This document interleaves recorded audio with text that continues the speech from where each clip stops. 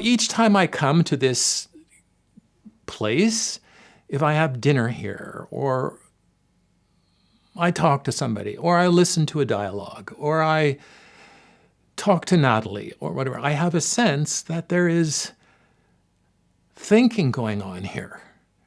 And I get personalized stories when I dine with people.